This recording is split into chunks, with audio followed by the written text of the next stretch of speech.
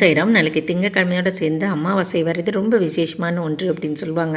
அதாவது அம்மா சோமவாரம் அப்படிம்பாங்க. திங்கட்கிழமை அப்படிங்கிறது பார்த்திங்கன்னா சந்திரனுக்கு உகந்த நாள். இந்த நாள் அமாவாசையோடு சேர்ந்து வரும்போது உங்களோட வேண்டுதல்கள் எல்லாம் நிறைவேறதற்கும், உங்களுக்கு வேண்டிய வரங்கள் கிடைப்பதற்கும், குழந்தையின்மை இது மாதிரி என்ன பிரச்சனைகள் இருந்தாலும் சரி, செல்வத்தடை நீங்குவதற்கும், தடைகள் நீங்குவதற்கும் நீங்கள் இந்த ஒரு எளிய வழிபாடு மேற்கொள்ளலாம். அதாவது உங்கள் வீட்டு பக்கத்தில் அரச மரம் இருந்தால், பிள்ளையாரோட சேர்ந்த அரச மரம், வேம்பு மரம் இருந்தால் அதை நீங்கள் வலம் வரலாம். இதனால் மும்மூர்த்திகளையும் வலம் வந்த பலன் அப்படிங்கிறது உங்களுக்கு கிடைக்கும். ராஜவிருச்சம் சொல்லக்கூடிய இந்த அரச மரத்தை நீங்கள் இது மாதிரி காலையில் குளிச்சுட்டு நேரமாக, அதாவது ஒரு 9 அல்லது 10 மணிக்குள்ளாகவே நீங்கள் போய் 7 முறை நீங்கள் வலம் வரலாம். 7 முறைங்கிறது ஒரு போதுமான ஒன்று சொல்லலாம். அதுவும் முடியல அப்படின்னா நீங்கள் ஒரு 3 முறை வலம் வந்தால் கூட போதுமானது.